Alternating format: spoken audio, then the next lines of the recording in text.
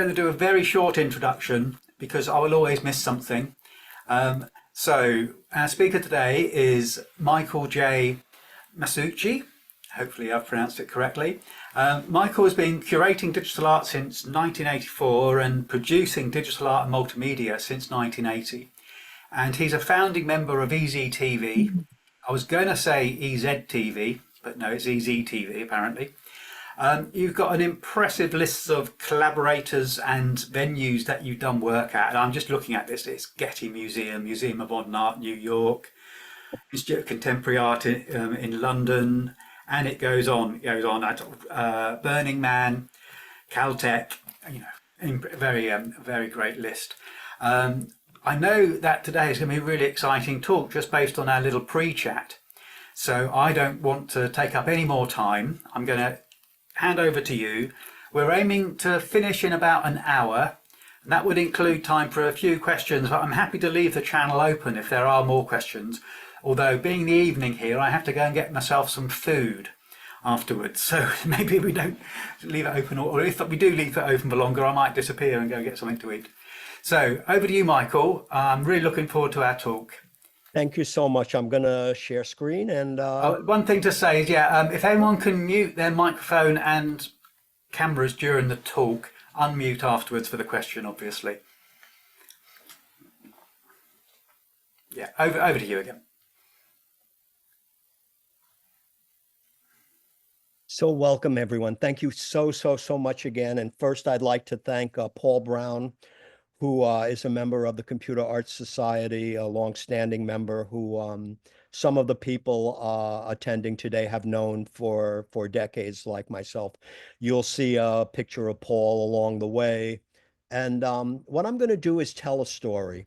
And the story is, in a sense, a case study of how perhaps history might be done better. I always believe you're never going to get it right, but you absolutely can get it better.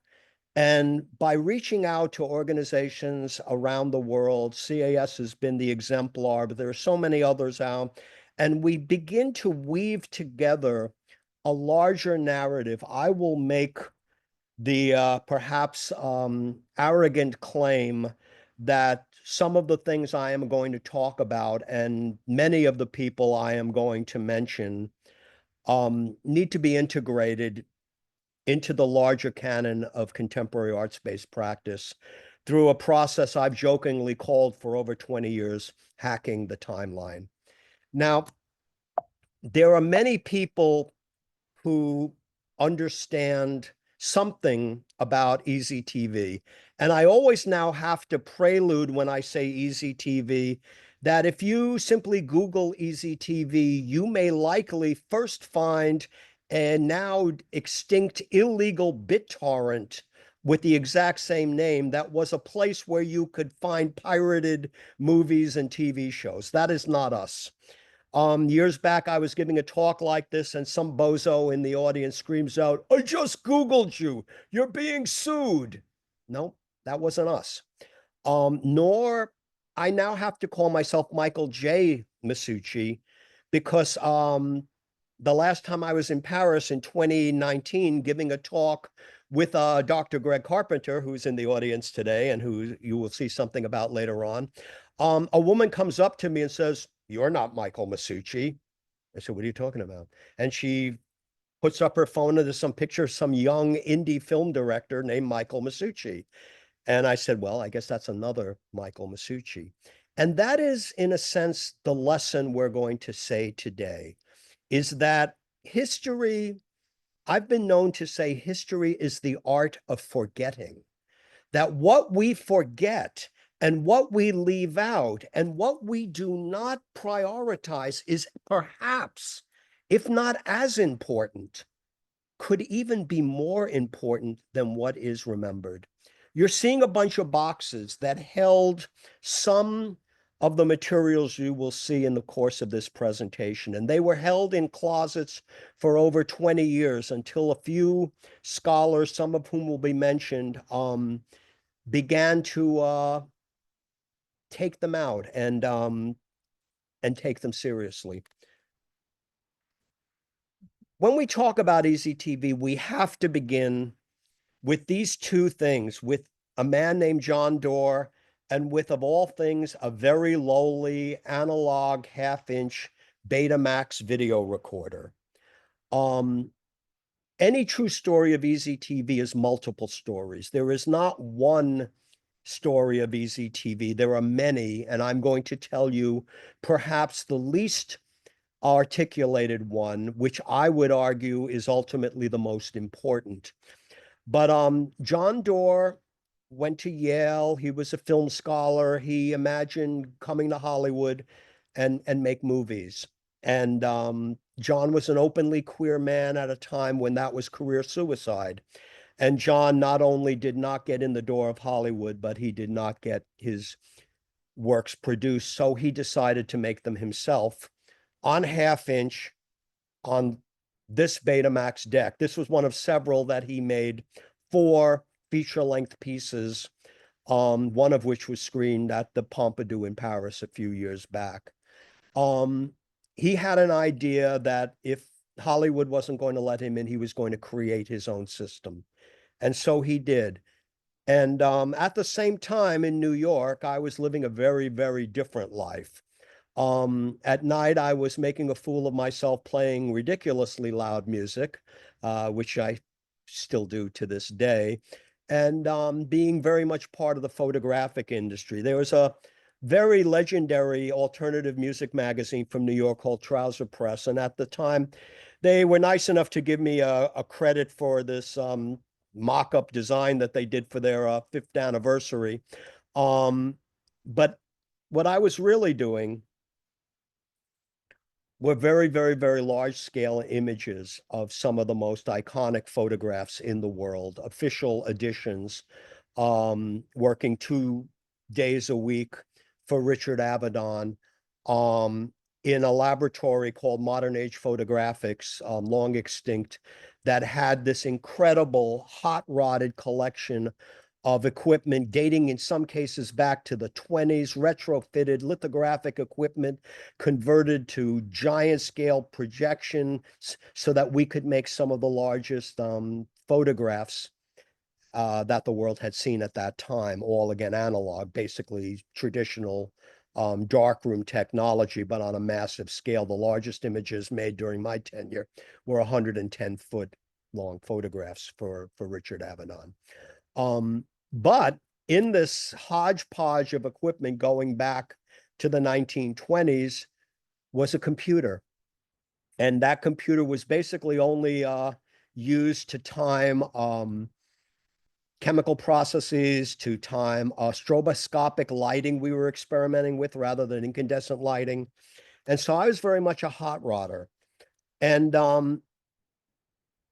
I discovered this hodgepodge of video equipment, and I began combining early 8-bit computers, primarily by Atari, with a Panasonic switcher. And I didn't have a Betamax, I had a 3/4-inch pop-up.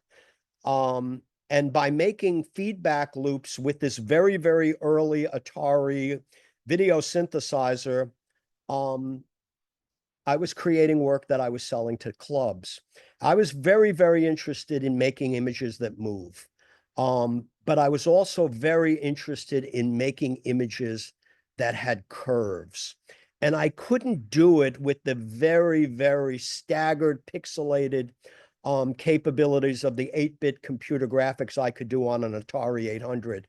So I needed to hodgepodge away with analog video equipment, with frame buffers and sync generators and time-based correctors to combine early crude graphics with video feedback to create basically video analog digital hybrid light shows for clubs. And more, my customers were in Los Angeles, so I finally moved in '82 to Los Angeles full time. At that point, John was thinking of opening a gallery, a video gallery.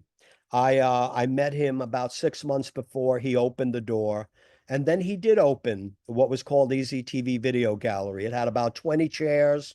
and people watched imagery on 25-inch TV sets. And a lot of the work that has been covered by the few scholars out there who are already writing and researching EZTV is they've been talking about the more cinema-derived imagery, the more things that were more emulating French New Wave or Italian neorealism or satire or parodies or music videos. That became one aspect, and the narrative, a feature-length aspect, is perhaps in one sense the best known, but it was also the shortest lived. What was happening at the time, going to now mention Victor Acevedo and Joan Collins, and Robert Gelman. Victor was probably the first person to peek in the door of EZTV to talk about computer art. And Joan Collins, who became for many, many years and continues to be the chair of LAACM SIGGRAPH, was collaborating with another producer, Robert Gelman, about an event that was to take place in very early 1985. But just shy of that, we met Dave Kurlander, who was making a student film, as it was, of course, on video. But in order to realize his imaging, he had to become a full-on computer scientist and had to write his own program. And then, in the strangest example of DIY I've ever heard, rather than do it yourself with a hodgepodge of equipment like I was doing, he talked his way along with a medical student to UCLA's molecular biology lab to get to use their supercomputer to output what I still consider a masterpiece of early figurative full motion digital animation.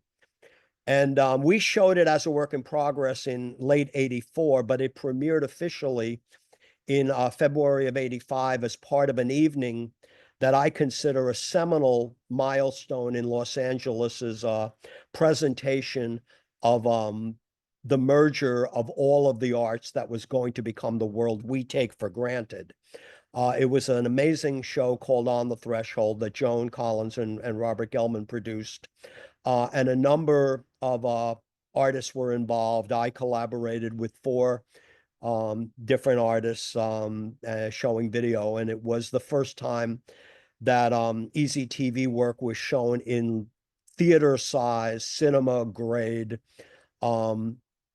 projection, and there were live performances, and it really gave a glimpse as to where the world was going, that in addition to work that would be printed out on paper, work that would be shown on a screen, work that would trigger technologies, there was going to be more and more this integration between live performance and various kinds of digital arts. And that continued to be a very much part of the tool set and the genre of the history of the part of EZTV that I'm talking about. And people like Joan have gone on to do numerous other events like this, and Robert Gelman, and we'll mention a few more in the course of this. In 1986, I had an unexpected hit. Now, I'm going to not talk very much about my own art in this presentation. There will be some cases where the only way to explain it is to point to one of my own pieces, but I'm originally from the Bronx, and anybody who knows the Bronx knows it was the home of graffiti, along with hip hop and breakdancing and a number of other things. And there was a hill next to EZTV, and I would come in every morning about a half hour before I had to start, and I'd keep looking at this hill. And then one day I just said, wouldn't it be great if we just put West Hollywood up there to kind of parody the Hollywood sign? And why don't we do it for the 30th anniversary of the invention of videotape? And why don't we call a press conference and have a whole unveiling and declare West Hollywood the video capital of the world? Oh, and by the way, let's forget to tell the landlord who owns the hill. So we did. And we fully expected the only people that would show up would be the police that would fine us, and we'd have to take it down, and we'd have a good laugh. And we didn't think we were going to go to jail, but we didn't know. Well, instead, the press came. Uh, Press from Japan. The West Hollywood sign was suddenly being reported about in several countries and all over Southern California. And soon the mayor of West Hollywood was posing in front of it. And so John Doerr was very, very happy with this, and he made me the co-artistic director of EZTV in 1986. And my interests were very, very different than where the earliest days had been with narrative cinema and stuff like that. So we went from that tiny little 20-seat room to a much larger space because of another unexpected hit in which we actually made some money. It was a documentary about Jack Kerouac. Now, one of the things that Los Angeles has is a very large spoken word community and performance art community. And to some art historians, it is the most important part of what Los Angeles has contributed. Performance art, along with light and space and Finnish fetish and all of these other movements that have been canonized um, in art-based practice among historians. And I and others are arguing that this coalescence between LA SIGGRAPH and EZTV needs to be included in that canon. So we moved into a much larger space, and that gave the opportunity to really begin to present in a routine manner all kinds of emerging arts with a real serious focus on digital art. And so I began a process I call curatorial collaboration and or curating curators or curating organizations. And I had gotten to know LA SIGGRAPH through Joan in 84 and then working with them on the Threshold in 85. So they were already on the radar, but we reached out to other groups too that we had met, one through on the Threshold, and that was the Visual Music Alliance, a now extinct organization.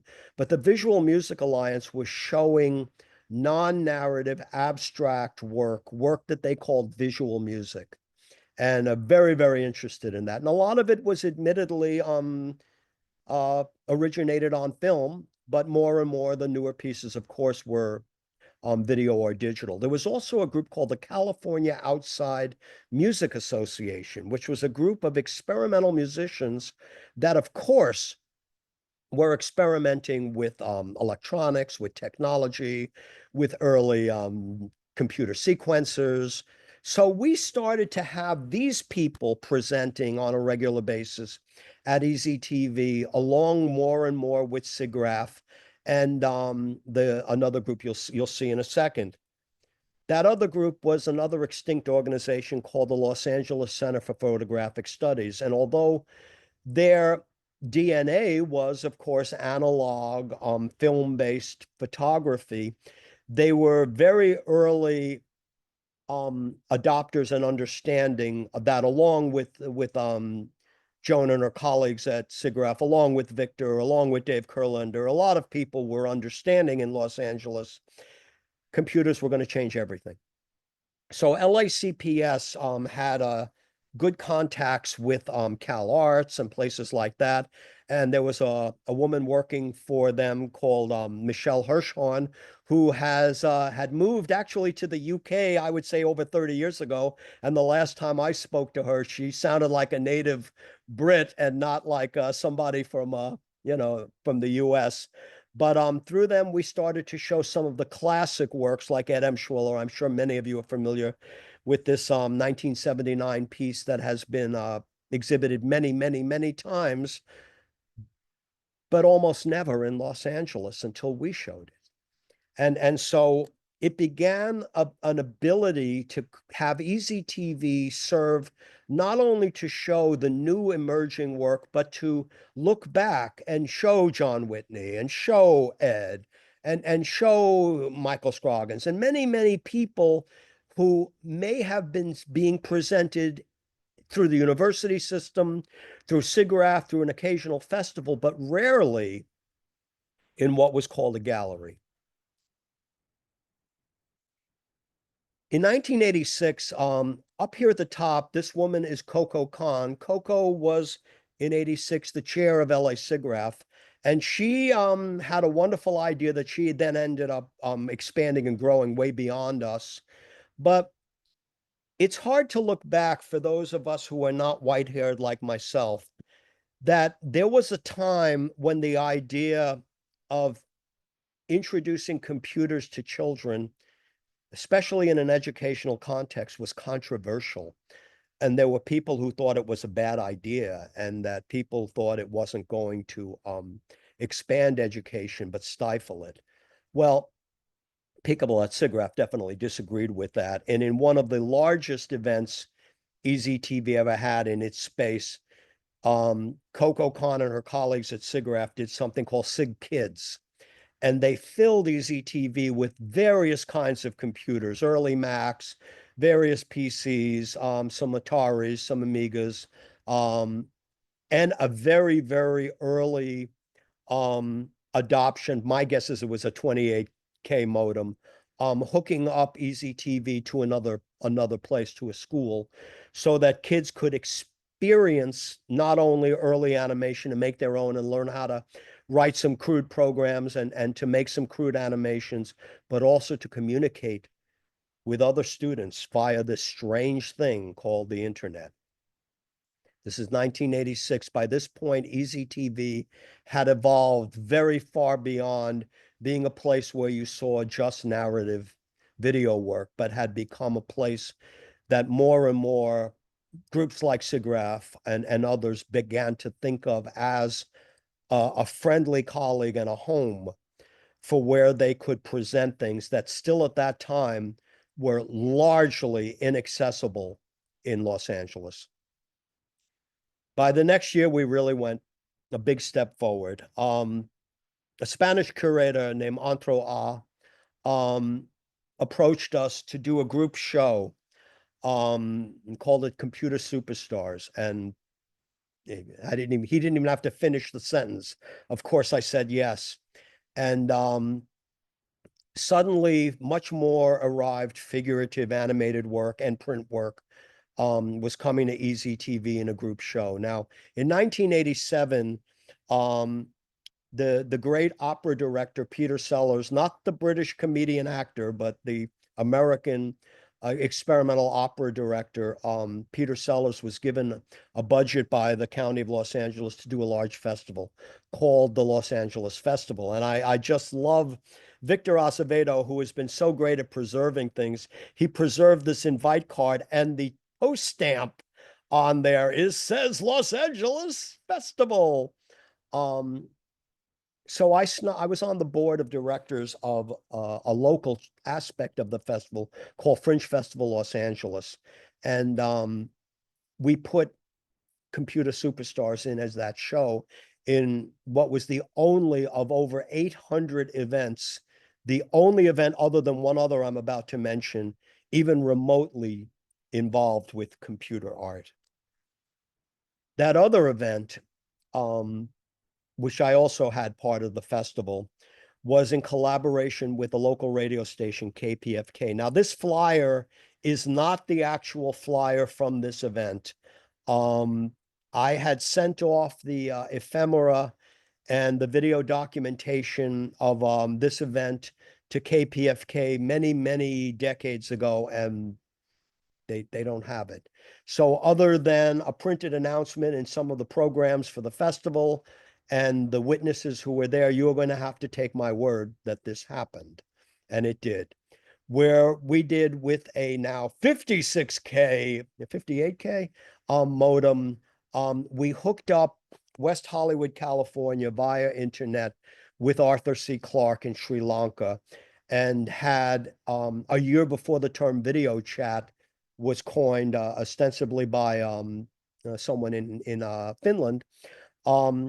We did a video chat, and we did it over the radio. So there was a live audience at EZTV that would ask questions of Arthur C. Clarke, and someone would type them in, and it would take about 20 minutes to get to Sri Lanka, at which point we had like a live people talking about science fiction and literature and stuff like that. And then we would slowly wait, and letter by letter, we would start to see on this video screen Dr. Clark's response, and then it would be read over the radio. And for us, it was transformational. It began one of a number of experiments we did with telepresence. We were nowhere near focused with telepresence, but we certainly experimented with it, as you will see. We had, since in the very early 80s, a BBS, like a lot of people were experimenting with, and we had like a 12 people log in. So this began the process where we started to see that large audiences were going to be able to, at a certain point, more and more get accessibility to create this international community, this global village, as McLuhan would say, that we all take for granted and we are doing right now. By the next year, the things were getting bigger.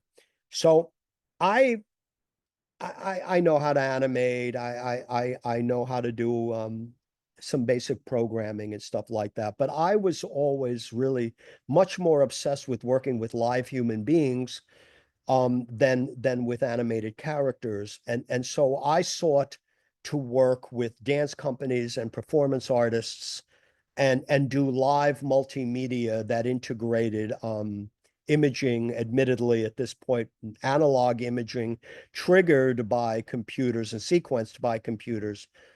So this is a video still of a live performance that was done in collaboration with Zena Bethune, choreographer, a name among many that I would say has been egregiously left out of the timeline of the history of digital art, media art, dance art, and contemporary arts-based practice at all. At age 6, Zena was studying under George Balanchine and was a prodigy and was definitely headed towards being one of Balanchine's great dancers. And simultaneously, she was acting in official productions of Tennessee Williams as a 6-year-old. She was amazing. She had a number of congenital issues that by time she was 20, she could not only dance again, but she could not walk again. But prior to that, she was a TV star at age 16 and agreed to work for free as the star of a young film student at NYU's student project. The student was named Martin Scorsese, and Zena starred in Scorsese's first feature film and definitely helped trigger his career. Zena was in a wheelchair for a few years, and she began reading a number of medical books and found out about an experimental surgical procedure being done in Denmark, and had that procedure. And she not only stood again against all the experts' odds, but in her late 40s, starred and danced on Broadway in Grand Hotel. There's a lot I could talk about Zena, and I may have spoken too much about her right now, given all the other people. But this is one of a number of people that needs to be canonized. And we did for 20 years on and off, larger and larger and more complex combinations of synchronized digital large-scale projection with live dance, with synchronized lighting, and more using as much as possible computers, more in terms of triggering technology at that point, and only towards the end in terms of actually making the imaging. And you'll see a sample later. But there's no way to talk about this story without talking about this woman. Now, I'm starting with a piece we did in 1989, but we began collaborating in 1986 during that pivotal year when more and more computer art and more interactive and hybridized and interactive arts were being happened. Her name was Kim McKillop. She later changed it to Ia Kamandalu. Ia helped preserve the archives that became the body of work that now exists at USC's One National Archives and at UCLA and various things. She understood that this stuff mattered, but she also created some of the most important work, originally analog, but by the second or third video we did together, and we did a number, we were using hybrid analog work with Amiga video toaster hybrids and more digital stuff. Kim McKillop is one of the people. 1990. 1990 was, along with 1986 and 1987, one of the years that EZTV really helped forge in Los Angeles and articulate in a clear way a accurate picture of where things were going. The gentleman standing at the microphone is Ulysses Jenkins, one of the most acclaimed video artists in the world, also performance artist. He was also for many years the chair of African American Studies at UC Irvine. And he would collaborate with a number of people, including perhaps the best to point out this seminal group whose space was literally across the parking lot from where I'm sitting here in the 18th Street Art Center, with Electronic Cafe International. Now, I mentioned our crude early experiments with telepresence, like 1987 with Arthur C. Clarke.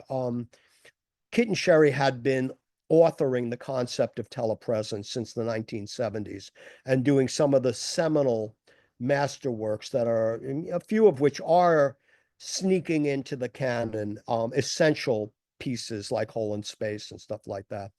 They created a space across the parking lot from where I'm sitting right now called Electronic Cafe, and for a number of years did a number of telepresence events, 5 or 6 of which with us. But our focus was not really with telepresence because we were really looking to do much more produced work, and telepresence was basically best served for what I'm doing now, sending a feed of an image with sound. So Ulysses did this, one of a number of pieces, like I said, we did with Kit and Sherry, transmitting a live performance of his band, the Other Visions band, to a live audience. And more, this is what EZTV was interested in doing these hybrid live performance with screen experience events, taking advantage at every step of the way what the trickle down, accessible, lower cost personal computer revolution was allowing, and every step of the way integrating the low end into our daily lives. 1990 had several other large scale computer art events. We commissioned Rebecca Allen, who we first presented in 1987 in Computer Superstars. It was literally Rebecca's first exhibition in Los Angeles. And you should note, prior to that, Rebecca became the first person to win an Emmy for a digitally produced image. She had pivotal classic works with Kraftwerks, with Twyla Tharp, with David Byrne, with Brian Eno, with Namjoon Paik. Rebecca was one of the people that really was authoring the conversation. But when she got to Los Angeles, there weren't many places that would open the door to her, but we did. And somewhere there's a video that Victor Acevedo has preserved of Rebecca at the next art event that you're going to see, saying that EZTV was the only place in town showing digital art. And although there were places that would every decade or so do something on a routine basis, that is absolutely the reality. And to not understand the role of an alternative art space in the mainstreaming of digital art, at least in Los Angeles, is to misunderstand the history of digital art. And in our case, it was absolutely hand in hand with LA SIGGRAPH. So Rebecca was commissioned to commission 4 artists to do a show and to do a panel discussion on as she called it, new expressions with computers and video. Because again, remember at the time, computer animation was shown on videotape. The computers weren't robust enough to play even standard def full motion, well, let alone high def or 4K. It was so far away from that happening. So digital animation was shown as video. And for many of us, we really had a tough time separating the overlap between the two histories. Many of you at the Computer Arts Society, or many of you in the UK, or many of you associated with the Victoria and Albert Museum may know this incredible woman, Patrick Prince. Patrick was, at least in our part of the world, arguably one of the first curators, collectors, historians to understand computers were going to change everything. And in 1989, Victor Acevedo approached me about having Patrick and L.A. Sigraf curate a group show at EZTV. And of course, just like with Computer Superstars with Montreux, I said, of course. And once again, coincidentally, the LA Festival was happening again that year. So I timed the show to be part of LA Festival. And Patrick created a show with 14 artists, and it stands today still as a milestone. To reproduce this show in another venue, I think would be a historically valid and important project for someone to consider. And as I said, it definitely cemented even further the relationship that already existed with Joan Collins and Coco Khan, and later with Diane People, and later with Ed Lance. This is Gregory Panos, who was the chair of LA Sigraf in 1990. And I'm going to give a rant towards the end of this where I say, to not understand this relationship in historical context is to misunderstand, at least in Southern California, the history of digital art. And another thing that must be understood is that people showed up. Many, many, many of the events at EZTV were attended by a dozen people. A good night, we would have 40 people, and we would really high five. There were a few exceptions. The documentary about Jack Kerouac and this insanely brilliant rock and roll parody, Desperate Teenage Love Dolls, and its sequence, Love Dolls Suicide, which is about this all-girl rock band. It's brilliant. Those people showed up. But the only times we had people crowded out into the street and around the corner into the parking area waiting to get in was for computer art. Because LA Sigraf had their community. We had our community. The remnants of the Visual Music Alliance had their community. The Los Angeles Center for Photographic Studies had their community. And together, when an event about computer art happened, we packed the place. And no accurate history of EZTV can dismiss or undervalue that for many, many people who know about EZTV, they know about it because of Sigraf and because of the computer art revolution, and not because of the narrative work. And the only reason EZTV existed to this day was because of this relationship and the role of the computer artists in spiraling a movement that exists to this day. Concurrent with Art 1990, the Patrick Prince curated show, was the first of 3 years of events that took place in Southern California. One, the producer was again Robert Gelman that I mentioned. He, along with Joan Collins, produced On the Threshold in 85. But this time he teamed up with Dominic Milano, who was the editor of Keyboard Magazine. And it's interesting to note that some of the earliest widespread adopters of computers in in the 1980s and all throughout the 80s were actually not as much visual artists because personal computers weren't really that good yet at creating high resolution imagery. You needed, a university or an institute of some kind's hardware to do a lot of the serious stuff.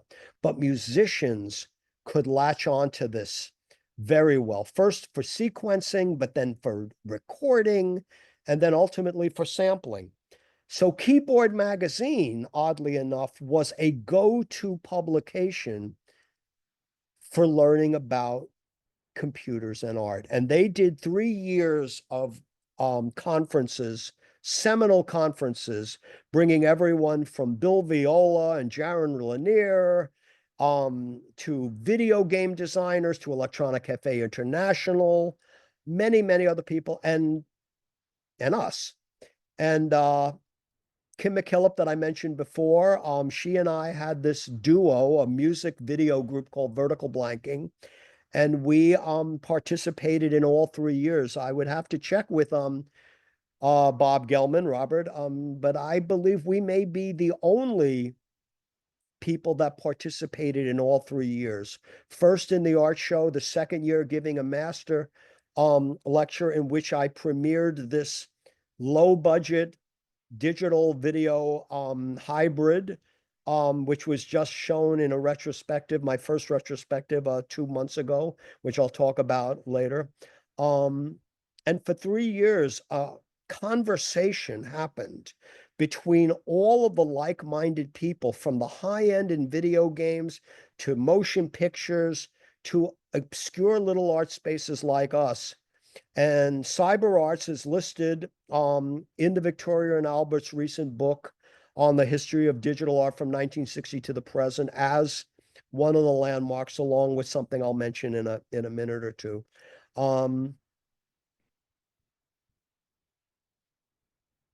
But there's also the connection with Dr. Timothy Leary.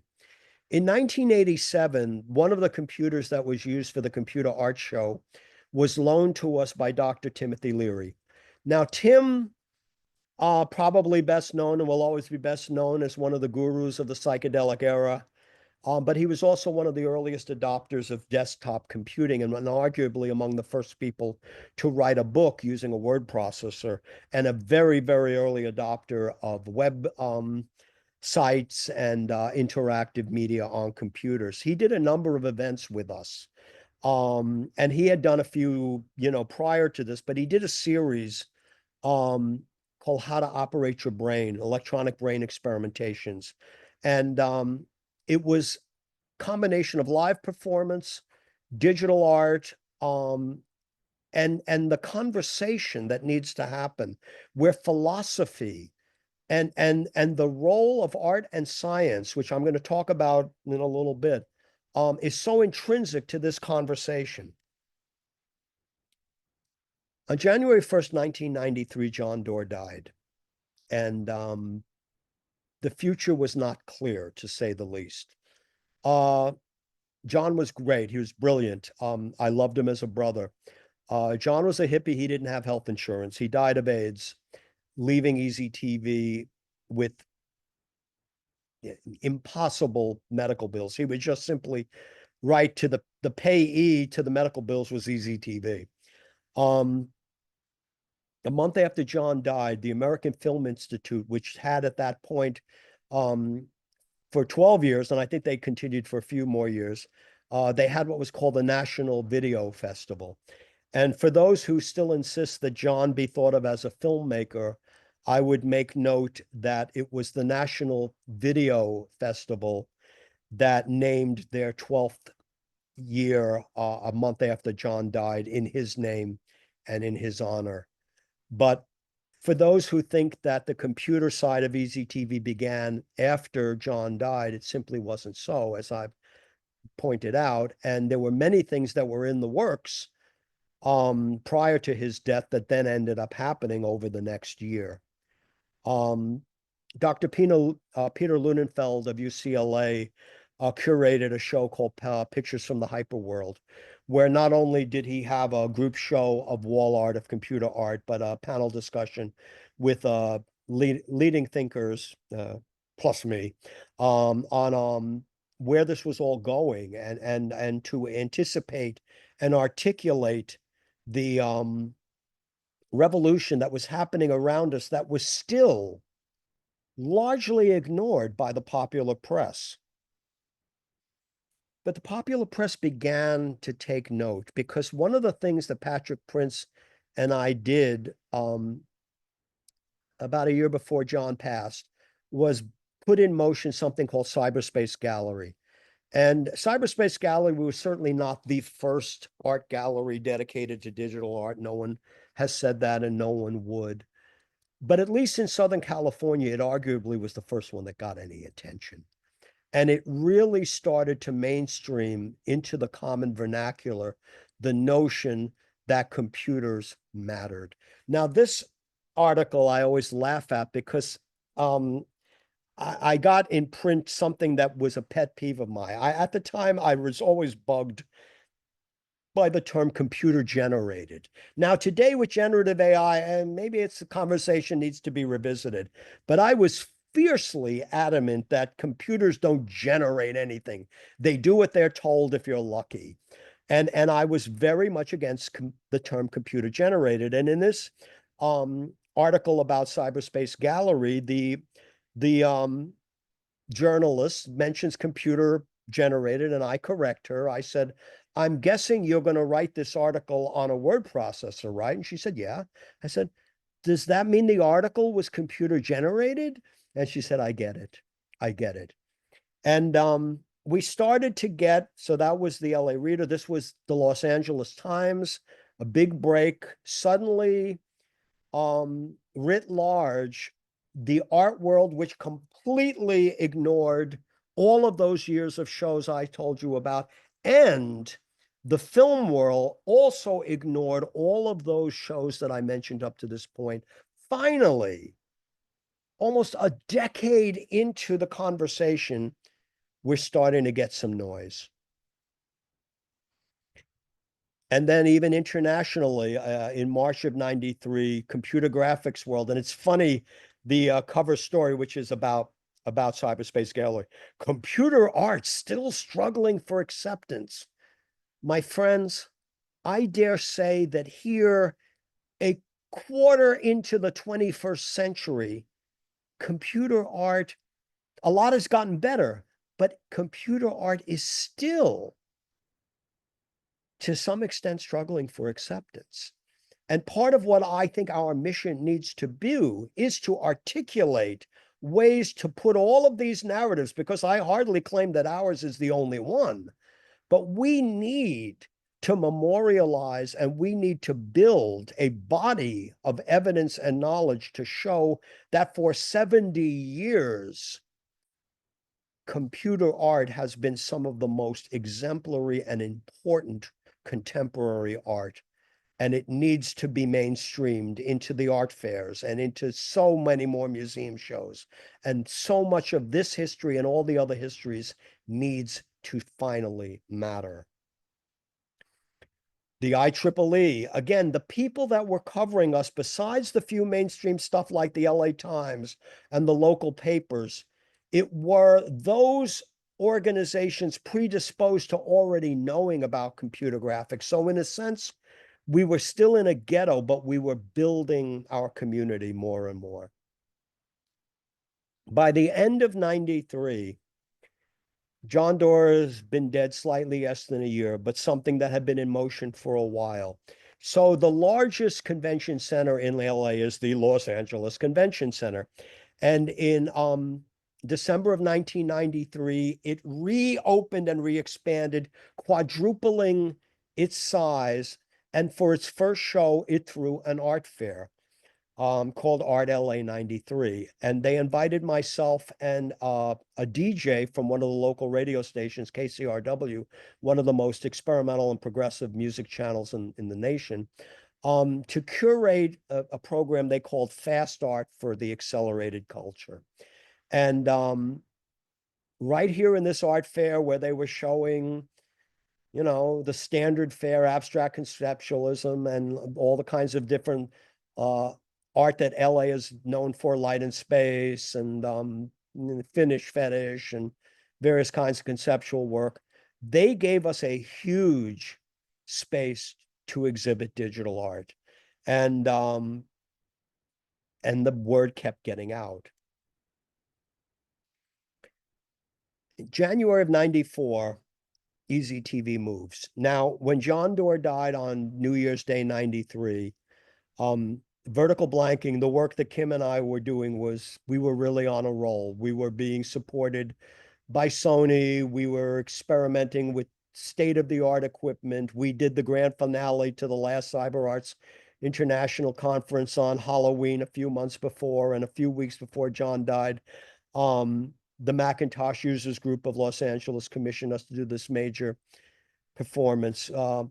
I did not think that I was going to be staying at EZTV, but when John died, it was pretty clear what was going to happen. And Dr. Timothy Leary took Kim and I aside 2 days after John died and said, let's face it, you're not leaving EZTV. You don't know how, but somehow you're going to save it. And so I told the staff, my goal in life is not to run a post-production facility or a gallery or a movie theater or any of the things that EZTV was. And I want you to keep your jobs as long as you can. I promise somehow, and I don't have a clue how, I promise to keep this going for a year. If any of you want to go find other work before that, I get it, but you can probably figure out that you've got a year before you have to go find another way to survive. 1 year and 2 weeks later, EZTV moves. A few days prior to that, SIGGRAPH throws us a huge moving out party, and they get people from Digital Domain, people working on Jurassic Park, all kinds of people to talk about what the technical directors do, while we on our walls were showing what the more quote unquote fine art artists were doing. And Joan at that point was chair, and threw us one hell of a party, and we moved to a much smaller space. And throughout the 90s began experimenting early on with web designs, with websites. We arguably had among the first websites dedicated to computer art and showing computer work on websites. In 97, the Institute of Contemporary Art in London has their 50th anniversary, and they looked back at their first 50 years. Among the first places in the UK that showed Miro and Picasso and, you know, all kinds of people. And they said, well, we got our first 50 years pretty well. What's the next 50 years? And they anticipated where the world might go 50 years of the future. And they commissioned artists from all over the world, and they commissioned EZTV to do a digital movie. And we did, and we premiered it at the ICA in 97. In 97, Victor and the late Michael Wright and a number of other people I was associated with, and Prince was associated with, this group that Victor and Pat and Michael Wright did, called the Digilantes. That they were people that were organizing their own art exhibitions, occasionally at EZTV, but at other places too, because the art world still wasn't listening. By and large, this work was not being mainstreamed. It was still in the digital ghetto. And so they put on their own shows. And they would often put them on during the time when the SIGGRAPH conference would happen in Los Angeles. And so the SIGGRAPhians would all, flying in from all over the world, would attend the conference and would all hit these art shows. And it helped building and cementing this international conversation. Now, I'm going to have to speed up because I'm running out of time. But what was happening, we were getting a lot of chances to exhibit. Digital Video Magazine gave us a retrospective of our early equipment. In 1998, it spoke at the Digital Bee in their 10th anniversary happening in San Francisco. In 1999, EZTV had its 20th anniversary, and the American Film Institute gave us a weekend-long retrospective with Patrick Prince and Robert Gelman and a representative from Finland, Oiva Kanutila, which there's a whole other story involved with the Finnish connection. And in 2021, we are allowed to bring our camera into DEF CON. And Kate Johnson, that I haven't spoken about yet, was one of the judges in social engineering. And 2022, another collaboration with Zena Bethune, and this time with Ray Bradbury. And now we're, making crude digital animations for live performance multimedia. In 2003, Kate Johnson is tweaking computer code and creating her own video filtering and imaging and tweaking aspect ratios to create super long aspect ratio videos. 2023, 40th or 30th anniversary of SIGGRAPH, guys. I don't remember. We're given quite a spread at SIGGRAPH's 2023. Premiered a feature-length digital movie. We're included in Millimeter Magazine, an article in Computer Graphics Magazine. We have a show for Victor and Michael Wright in our space, the space I'm sitting in now. In 2023, along Clayton Campbell, who was the artistic director of 18th Street Art Center, where I still am here to this day, asked me to curate a show on computer art. And it's the first time I used the term hacking the timeline, EZTV, digital antiism, and the LA digital arts movement. Now, 20 years later, we're still trying to hack that same timeline. Kate Johnson, at this point, by 2005, is combining computer coding and live video and 2D animation and 3D animation and making masterworks on digital video animation. We get some coverage in The Independent, the oldest standing independent, video and film magazine. I get asked to write a forward for a book on digital. 2007, in collaboration with Donna Sternberg and dancers, we do a live performance at the 2007 SIGGRAPH in San Diego with projection onto live dancers and various kinds of inventions of technology we did. In 2011, the Getty does the first of its Pacific Standard Times, where they look back art from 1945 to 1980, and through the good graces again of Clayton Campbell, Clayton gets us snuck into the Pacific Standard Time. And coincidentally, Kate Johnson is commissioned to map all of the buildings of the Getty for their big gala finale. And as part of the finale of the 40 years of 1945 to 1980, since EZTV began in 79, she throws the EZTV logo under along with a number of EZTV videos, including Dave Kurlander's video on the buildings of the Getty. And it's memorialized in a book that Clayton got to happen called Collaboration Labs, the Southern California Artists and the Artist Space Movement. We cannot separate the artist space movement from the artists. There would be no place for these artists to exhibit without the alternative art spaces, because the mainstream, by and large, was not covering them. As offshoots to that, many of you know Sue Gollifer. We did panel discussions on computer art as part of this. There's me blah, blah, blahing. That's the late Tony Longson, some of you may know.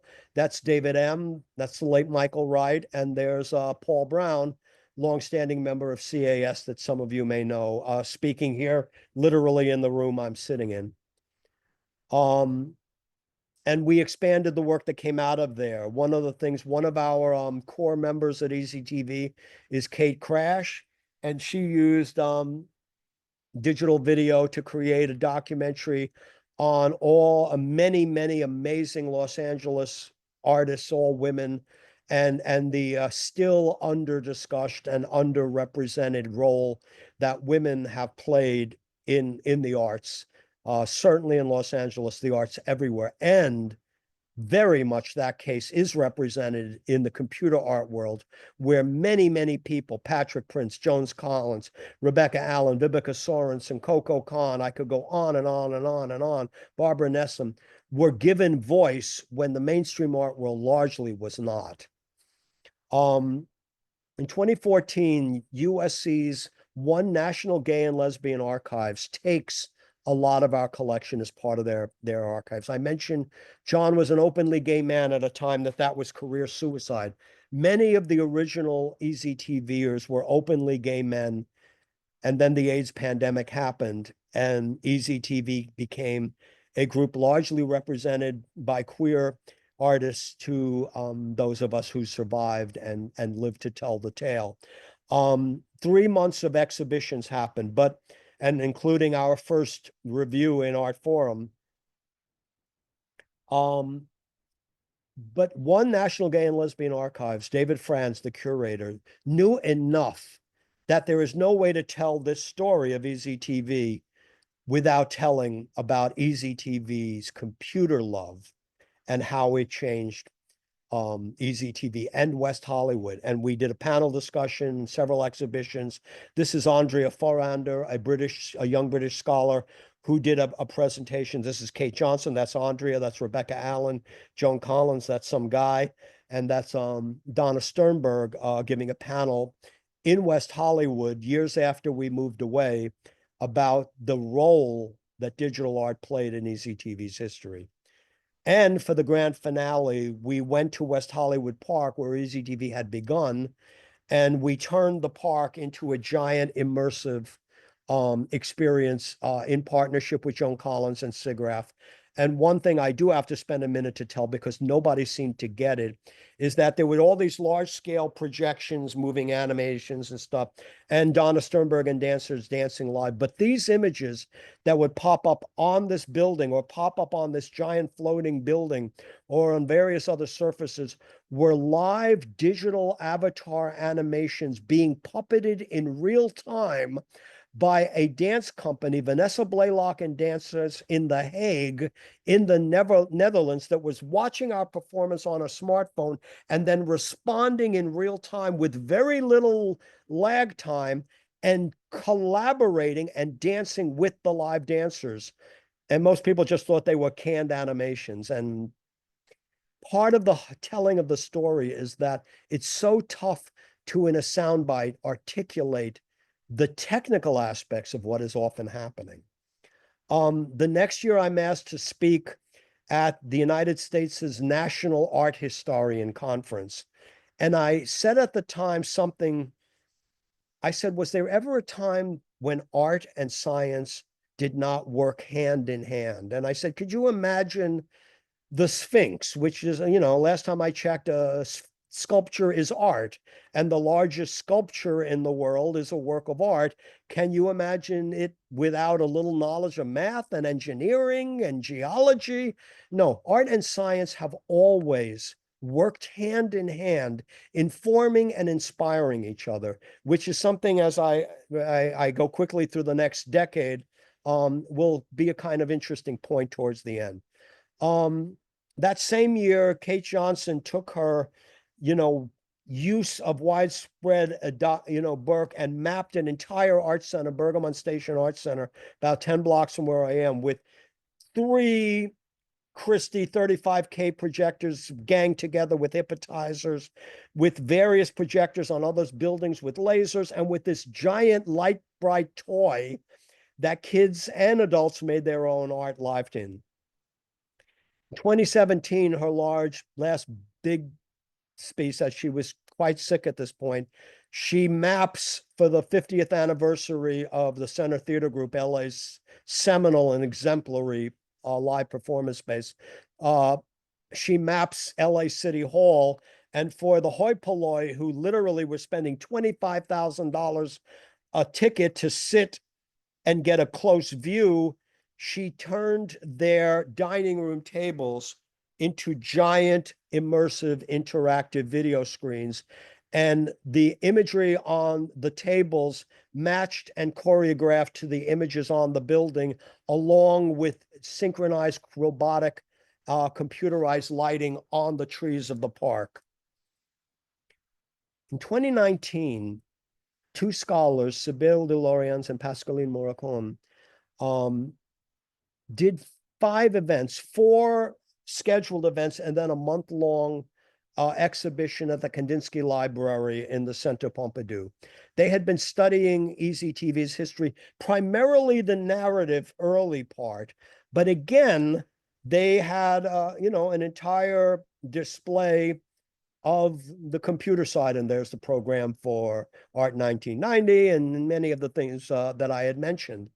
And their conversation continues to this day. And they've released a website called EZTV, early EZTV, The Beginnings, going up to John Doerr's death, mainly again focused to John's work and work associated with him, but now has asked me to fill in the information I'm telling you today. I will put in written form and put in their research. For 4 years, Joan Collins, Victor Acevedo, and I began a process with LA SIGGRAPH doing online interviews with seminal computer artists, some of whom have passed at this point. I don't have time to go through all of this. All of this is available on the SIGGRAPH, the LA SIGGRAPH website, but it led to last year, an event we're going to do. But first, I'm going to say, I said that I was always interested in working with live performers, and we would use digital tools to let them expand.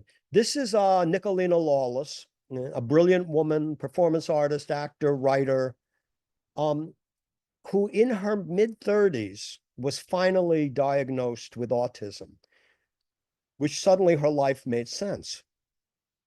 She did a brilliant piece called Eye Contact as part of LA Freeze. So Freeze, as you know, began in the UK, an international art fair. They do local sidebar events because LA Freeze takes place in Santa Monica. And so in our little studio in this room, Nicolina sat in a plexiglass box of her design and just let people silently come in and talk to her silently. These 2 young girls, 6 and 8, came in and they stood there almost motionlessly for 20 minutes, making eye contact with her. There was a video animation going along with this, but the live component of the piece was one of, to me, the most memorable notions of the 46 years of EZTV. Do art and science collide? Last year, the Getty did a massive undertaking in their most recent Pacific Standard Time called Art and Science Collide. And we participated in sort of an ancillary way, but I took offense to that notion. I mentioned the 4 of 4 events that Victor Acevedo did primarily with Joan Collins and myself. For the 4th event, rather than doing it online, we did, through the incredible graces of Walter Meyer, the chair of Santa Monica College, and Santa Monica College's Barrett Gallery, we did a retrospective of 40 years of collaborations of EZTV and LA SIGGRAPH, and presented artists that we have shown over the years. Here's Diane People, Maya Beaton, that's Joan Collins, that's the chair of Santa Monica College, that's some guy. That's Robert Berman. He's a gallerist. We did this in association with Matt Ellison and David M. as part of this amazing group show that should tour. And we had panel discussions and again, riffed on the name Hacking the Timeline. And there's Melanie Lenz, the curator of digital art for the Victoria and Albert, Joel Ferrer, the head of LACMA Lab at Los Angeles County Museum of Art, Dr. Pietro Rogolo, who's a curator at the Getty, Pascaline Moracon, one of the French scholars who did the events at the Kandinsky Library at the Pompidou, and that's the mayor. Um, and we did an event on hacking the timeline. And again, there's some guy, and that some guy, took exception with the Getty's art and science collide. And we said, no, art and science do not collide. They inform each other. They inspire each other. Dare I say, art and science make love. And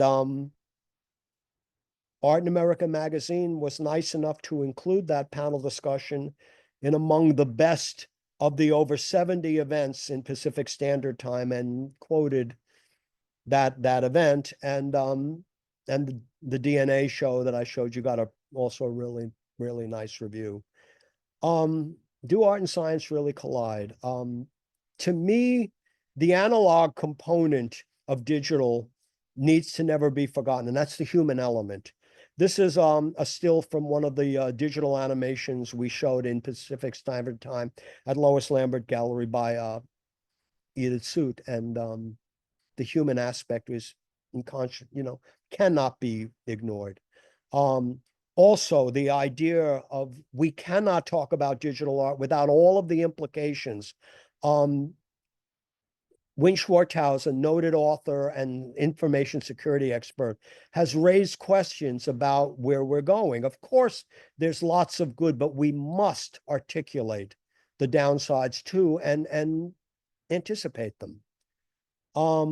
Many of you in the British world and around the digital art world know the seminal online publication, Right Click Save. Dina Chang, amazing artist in her own right, interviewed me for a very, very impressive article she put together last year for Right Click Save. And part of what we've been doing is what's next, right? Now, this is Alina Kalinovskaya. Alina was a practicing attorney in Europe, but she's also a world-class performance artist and dancer. She and I collaborated with the University of Nebraska Medical Center, Michael Collins and his amazing team. University of Nebraska Medical Center has the first holographic theater in academia, where they teach medical school using large-scale holographic imagery, and through collaboration with Dr. Greg Carpenter, a computer scientist and epidemiologist who dragged us all together, we presented as a proof of concept at the end of a conference at the University of Nebraska last October as part of this DNA festival, concurrent with Getty PST, a life-size moving hologram of Alina doing her amazing dance work. We hope to be able to transmit a modern version of telepresence. We hope to transmit Alina full-size holographically between Santa Monica and Nebraska at some point. Many of you are possibly familiar with this book. Melanie Lenz and her colleagues at the V&A put together an amazing history of where things have been since the 1960s. Admittedly, this story does not begin in the 1960s. We all know that. And they were nice enough to include Cyberspace Gallery, and I was so happy that they included the Cyber Arts International Conferences. In the works right now, published by Santa Monica College with Victor Acevedo as the designer and producer, will be a book about the DNA, 4 years of interviews and a big focus on the Barrett Gallery show, and focuses on all the other aspects, the work with Alina and University of Nebraska and Greg Carpenter and Win Schwarthouse and many of the other things that we've been dealing with. And most recently, last March, two scholars, Elizabeth Purcell and Alex Gutner, put together a 45-year retrospective of EZTV, 10 events over 8 consecutive days at 6 different venues, including my first retrospective at the Red Cat Theater and Cal Arts' theater at the Walt Disney Concert Hall complex, showing early vertical blanking. And they're going to do kind of a scaled down version of this in New York in August. So there it is, from watching video on a 25-inch TV set to projecting 35 stories tall, this saga from micro cinema to cinema with live performance to city cinema that could be seen throughout the city, an under-recognized and undertold story, but a story about community. Historification is tough, and piecing together all of these little pieces that even the best scholar would never come across, all of these different pieces. Telling this story is something that can only happen with the living memory of those of us still around, like Joan, like Victor, like Kurlander, like myself, like the younger people, the younger scholars like Anastasia and the people like Dina Chang, artist curator or art administrators, like Clayton Campbell, that to tell this story, to use that overused phrase, it takes a village. But we need to get this story out there. I don't believe we're ever going to get it right, but we need to get it better. I think most of you would agree that digital art has changed everything. That when we look at a phone and when we move things, when things like this happen, what's happening are digital animations in real time now trickle down to an app to be used as an interface. These ideas were imagined and articulated first by artists, then created by engineers. If history matters at all, and I'm afraid we are living in a world where there are far too many powerful people that think history doesn't matter, but if it still matters at all, then the history of what I've talked about, many of these artists need to be mainstreamed. That the role that independent, underground, alternative art spaces played needs to matter. The role that associations like SIGGRAPH have done locally and international, and the Computer Art Society has done, needs to matter. We need to know how we got to where it is, because I don't have a PhD in art history, guys. I'm not allowed to say what I'm about to say, but I'm going to say it. EZTV and its collaborations with LA SIGGRAPH constitutes nothing less than a legitimate art movement. Every bit as real as Fluxus, every bit as real as Light and Space, every bit as real as Finish Fetish, or any of the things that LA is being canonized for. And every bit as real as punk rock, because in many ways, the flavor was more like punk rock than it was like Finish Fetish. And we have got to see that we need to work with historians, work with scholars, work with curators, work with museologists to say the story of the last 70 years is a lot bigger than you're telling. Thank you very much for your time. I really, really appreciate being allowed to do this. Thanks. That was a great presentation. Thank you very much indeed. I thank you. And again, Yeah. thank you, So, Paul Brown. I, He got this to happen over a year ago. He asked this to happen. And my brilliant, brilliant. And I think I have got so many questions, but I'm a little aware that we're an hour and a half in, and I didn't want to interrupt you because it was so fascinating. I'm already thinking, I think we need to do a bit more of this, and maybe we need to have some more conversations and have some chats and whatever. So I'd be happy to. I'm sorry I if went over time. somebody here has a really important burning question, make themselves known. Otherwise, I would like to suggest that I would like to suggest that maybe we look to have a follow-on session where we have a chat in response to your presentation. No, I'd be delighted. Thank you so much for I think suggesting. that would be great, and hopefully the people here might be interested in participating in that follow-on